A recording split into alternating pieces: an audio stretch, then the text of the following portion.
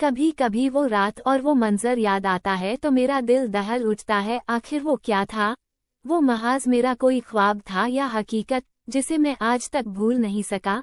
जब कभी वो वाकया मेरा सामने आता है तो खौफ के मारे आज भी मेरे रोंगटे खड़े हो जाते हैं। उस रात की सारी घटना मेरी आंखों के सामने एक फिल्म की भांति चलने लगती है।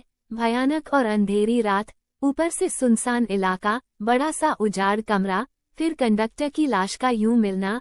ना जाने उस रात क्या होने वाला था, लेकिन हम उस रात सच में बच गए।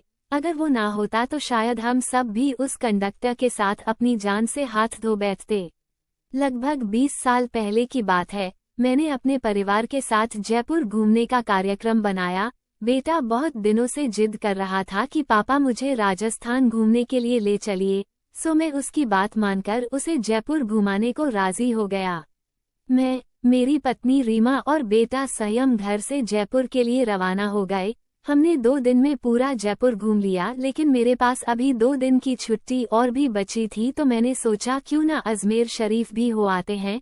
चूंकि हमारी ये प्लानिंग अचानक हुई थी तो हमें जल्दबाजी में बस का सहारा लेना पड़ा। उस बस में और भी यात्री थे, खासकर बुजुर्गों की संख्या ज्यादा थी। हमारी जैसी केवल एक ही फैमिली थी। बस में यात्री भी कम ही थे, क्योंकि बस भी थोड़ी खजारा थी, इसलिए शायद उसमें ज्यादा यात्री नहीं बैठे होंगे। करीब रात के 8 बजे बस अपने गंतव्य की ओर रवाना हो चली। हम तीनों अपनी अपनी सीटों पर टेक लगाकर बैठ गए।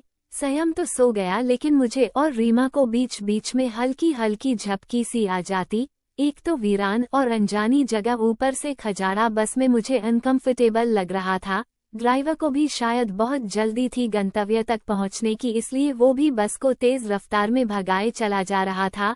अंदर से डर भी लग रहा था कि कहीं वो बस को ठोक ना दें, क्योंकि अंधेरा घना था, साथ में सुनसान सड़क के किनारे जिन पर न कोई घर दिख रहा था और सड़क पर भी इक्का दुक्का वाहन ही दिखाई दे रहे थे। कुछ बुजुर्गों ने ड्राइवर को टोका भी कि बस की रफ्तार जरा धीमी करो। कुछ समय तक तो उसने बस को धीमी रफ्तार में चलाया, लेकिन फिर कुछ देर के बाद उसने फिर से बस की रफ्तार बढ़ा दी। एक बुजुर्ग ने फिर से उस ड्राइवर को टोका कि बस की रफ्तार कम करो, लेकिन मना करने के बावजूद फिर से ड्राइवर ने रफ्तार बढ़ा दी। तब ड्राइवर ने जवाब दिया कि अंकल जी, जो मैं कर रहा हूँ वो बिल्कुल ठीक कर रहा हूँ।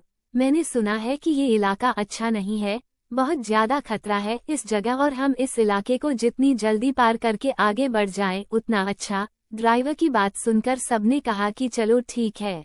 बस तेज रफ्तार से आगे बढ़ ही रही थी कि तभी एक तेज आवाज के साथ बस का थोड़ा संतुलन गड़बड़ाया और बस थोड़ी दूर बढ़ी और रुक गई। अब सब सकपका गए कि अचानक ये क्या हुआ।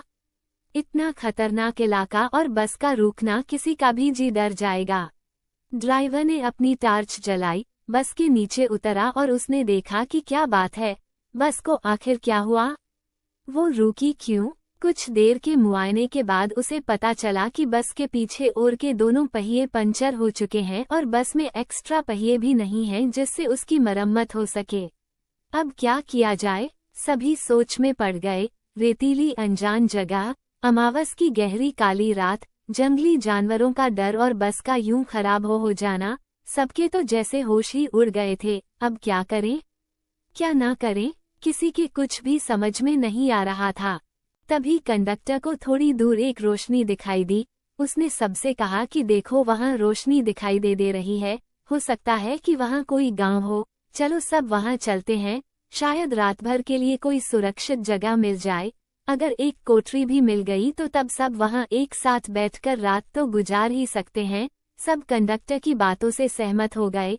सबने अपना अपना सामान उठाया और चल पड़े उस रोशनी की ओर। जैसे ही वो सब उस रोशनी के नजदीक पहुंचे तो हमें एक एक बड़ी सी कोठरी दिखाई दी, जिसे देखने से लग रहा था कि वो कोई बहुत पुरानी सराय है जहां भूले भटके मुसाफिर रुकते होंगे। सब कोठरी के दरवाजे के बाहर खड़े हो गए। ड्राइवर ने हिम्मत करके दरवाजे की सांकल खटखटाई। एक बहुत ही बूढ़े व्यक्ति ने दरवाजा खोला। उनके सिर पर एक बड़ी सी पगड़ी थी, गले में पुराने जमाने का कोई आभूषण था, कानों में भी कुंडल पहन रखे थे। कुर्ते के ऊपर उन्होंने ने एक सदरी पहन रखी थी, कमर में धोती, पैरों में पुराने जमाने की ऊंट के चमड़े की बनी मोजड़ी पहन रखी थी और हाथ में एक बड़ा सा लठ ले रखा था।